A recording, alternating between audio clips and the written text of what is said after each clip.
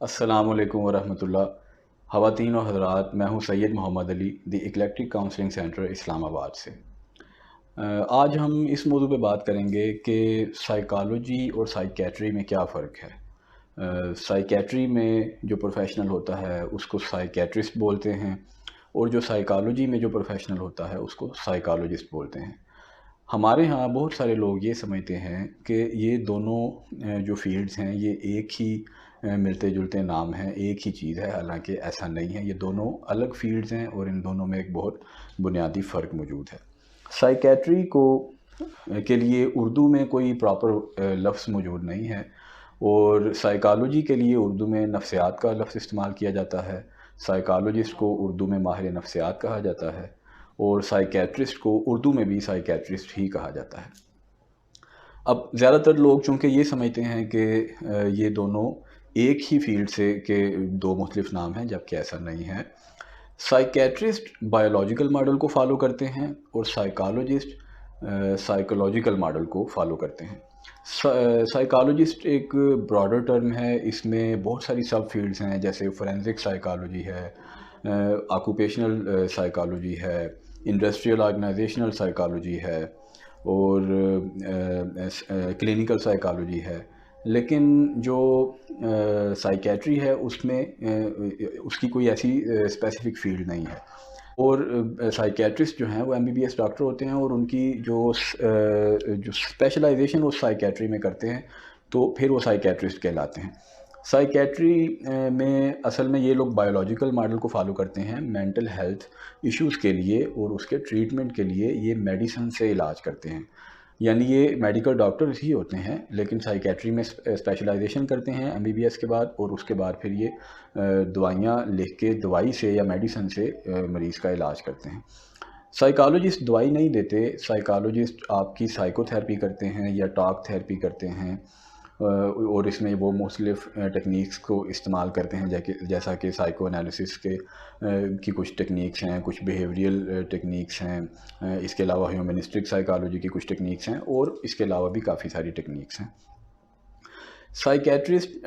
Biological model کو follow اس لیے کرتے ہیں کہ ان کے نزدیک جو مینٹل ہیلتھ ایشوز ہیں، بیسیکلی ان کی جو اصل وجہ ہے وہ آپ کے دماغ کی کیمیکل فارمیشن میں جو تبدیلیاں ہوتی ہیں، وہ اصل اس کی وجہ ہے، اسی کی وجہ سے آپ میں نفسیاتی مسائل یا نفسیاتی بیماریاں جنم لیتی ہیں۔ اس میں جینیٹک ایشوز بھی ہو سکتے ہیں، جبکہ سائیکالوجسٹ جو ہیں وہ آپ کے انوائرمنٹل سٹریسر کو دیکھتے ہوئے یا آپ کی سوچوں میں جو پرابلم ہے اس کے مطابق آپ کو سائیکو تھیراپی دیتے ہیں۔ اب اس میں ضروری بات یہ ہے کہ یہ دونوں جو طریقہ علاج ہیں ان کی اپنی جگہ بہت اہمیت ہے، اور ان میں سے بعض ہمارے بیماریاں ایسی ہیں یا بعض مینٹل ہیلتھ ایشوز ایسے ہیں یا مینٹل ڈس آرڈرس ایسے ہیں جس میں آپ کو ان دونوں طریقہ علاج کو استعمال کرنا پڑتا ہے۔ کچھ سیویئر قسم کے مینٹل ڈس آرڈرز ہیں جس میں آپ کو سائیکیٹرسٹ پہلے ٹریٹ کرتا ہے، آپ کو میڈیسن دیتا ہے، اس کے بعد آپ کا ایک جو پیشنٹ کی کنڈیشن تھوڑی سٹیبل ہوتی ہے، اور پھر وہ سائیکو تھیراپی لے سکتا ہے سائیکالوجسٹ سے۔ لیکن اگر آپ صرف میڈیسن پہ رکھیں گے پیشنٹ کو اور سائیکو تھیراپی نہیں دیں گے، تو پھر میڈیسن چھوڑنے کے بعد اس بات کے زیادہ چانسز ہیں کہ پیشنٹ واپس سائیکو پیتھالوجی کی طرف آ جائے گا، اس کا مسئلہ یا اس کی بیماری یا اس کا ڈس آرڈر واپس آ جائے گا، جبکہ جو سائیکو تھیراپی ہے اس کے لانگ ٹرم ایفیکٹس ہوتے ہیں۔ آپ کیونکہ جو نفسیاتی امراض ہیں ان کی ایک وجہ نہیں ہوتی، بعض اوقات وہ جینیٹک مسئلے کی وجہ سے نفسیاتی مسئلہ ہو سکتا ہے، بعض اوقات آپ کے بایولوجیکل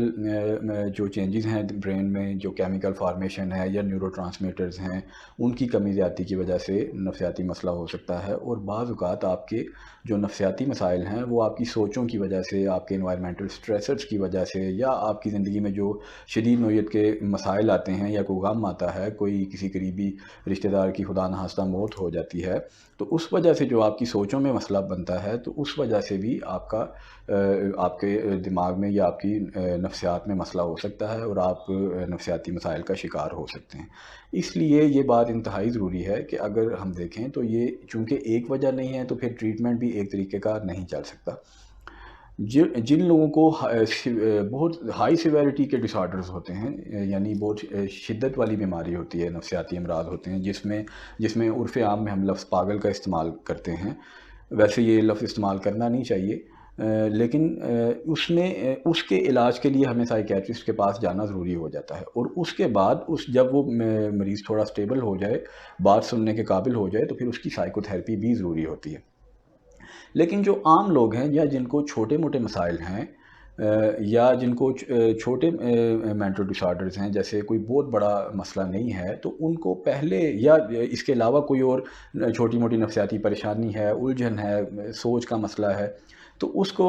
سب سے پہلے سائیکالوجسٹ کے پاس جانا چاہیے۔ اس کو پہلی ٹرائی میں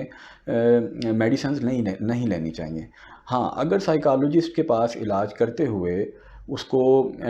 ایسا لگے، سائیکالوجسٹ کو بھی ایسا لگے کہ صرف سائیکو تھیراپی سے اس کا علاج ممکن نہیں ہو پا رہا، یا اس کو جو ڈیزائرڈ آؤٹ کمز ہیں وہ نہیں ہمیں مل پا رہے، تو پھر سائیکالوجسٹ کسی پیشنٹ کو یا کلائنٹ کو سائیکیٹرسٹ کے پاس بھیج سکتا ہے کہ اس کی ساتھ سائیکیٹرسٹ ساتھ ان کو میڈیسنز بھی دیں۔ لیکن چھوٹے موٹے مسائل کے لیے کبھی بھی ہمیں عموماً میڈیسنز نہیں لینی چاہیے، ہمیں پہلے سائیکالوجسٹ کے پاس جانا چاہیے۔ اگر سائیکو تھیراپی سے بغیر میڈیسن لیے ہمارا مسئلہ حل ہو جائے، تو پھر ہمیں میڈیسن کی طرف نہیں جانا چاہیے، کیونکہ میڈیسنز کی بہت زیادہ سائیڈ ایفیکٹس ہوتے ہیں۔ اس پہ میں انشاءاللہ آئندہ بعد میں ایک ویڈیو بناؤں گا کہ میڈیسنز کے کیا سائیڈ ایفیکٹس ہوتے ہیں، کیونکہ ہمارے ہاں لوگ اکثر جیسے کسی کو نیند نہیں آ رہی، یا تھوڑی بہت انگزائٹی ہے، ٹینشن ہے، سٹریس ہے، تو اس میں فوری طور پہ اپنے طور پہ یا کسی سے پوچھ کے وہ میڈیسنز لینا شروع کر دیتے ہیں، اور ان میڈیسنز کے بہت زیادہ نقصان ہوتے ہیں۔ ان میڈیکیشن سے آپ کو فزیکلی بہت زیادہ مسائل ہو سکتے ہیں، اور آپ کو مینٹل ہیلتھ ایشوز بھی ان سے ہو سکتے ہیں، آپ ان میڈیسنز کے ڈیپینڈنٹ ہو سکتے ہیں۔ تو آپ کو کسی بھی انسان کو سب سے پہلے سائیکو تھیراپی کی طرف آنا چاہیے۔ ڈیولپڈ کنٹریز میں بھی یہی طریقہ ہے۔ اگر خدا نخواستہ سائیکو تھیراپی کے ذریعے علاج ممکن نہ ہو، تو پھر آپ میڈیسنز بھی لے سکتے ہیں، لیکن سائیکو تھیراپی بہرحال وہ آپ کو اس کے ساتھ لینی پڑے گی۔ ایسا نہیں ہو سکتا، ہمارے ہاں یہ جو ایک طریقہ رائج ہے، یا ایک عام سوچ ہماری سمجھی جاتی ہے کہ اگر ہمیں کوئی بھی مسئلہ ہے ہماری زندگی میں، تو ہم ایک ٹیبلٹ لیں گے اور اس سے ٹھیک ہو جائیں گے، لیکن اصل زندگی میں ایسا نہیں ہے۔ دیکھیں، اگر آپ کو ایک نفسیاتی مسئلہ اس وجہ سے پیدا ہوا ہے کہ آپ کی زندگی میں کچھ مسائل آئے، اس کی وجہ سے آپ کی سوچوں میں کچھ مسائل آئے، تو اب آپ یہ سوچیں کہ اگر اس وجہ سے نفسیاتی مسئلہ پیدا ہوا ہے، تو آپ کو جو طریقہ علاج استعمال کرنا چاہیے وہ بھی ماہر نفسیات کا نفسیاتی طریقہ علاج ہونا چاہیے۔ اگر آپ ان مسائل کو، جو آپ کے ریئل لائف کے مسائل ہیں، ان کی وجہ سے آپ کو نفسیاتی مسئلہ آیا ہے، تو آپ اس کو صرف میڈیسن سے ٹریٹ کریں گے، تو اصل مسئلہ تو اپنی جگہ موجود ہے۔ لیکن ایک سائیکالوجسٹ آپ کو یہ سکھاتا ہے کہ آپ نے ان زندگی کے مسائل سے نبرد آزما کیسے ہونا ہے، آپ کے جو کوپنگ سٹائلز ہیں اس کو ایک سائیکالوجسٹ بہتر کرنے کی کوشش کرتا ہے۔ اس طرح آپ اپنی زندگی میں